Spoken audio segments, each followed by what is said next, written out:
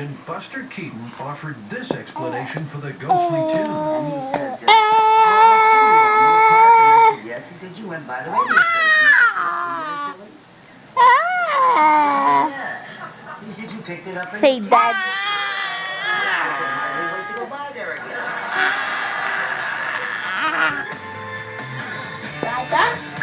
Here's a challenge Adam and Jamie can really get their teeth into. Is it possible to receive radio transmissions to the fillings in your mouth? We need to get a skull. Two of the skull's teeth will be given different fillings. One gold, the other amalgam. Also, obviously have to have some sort of radio.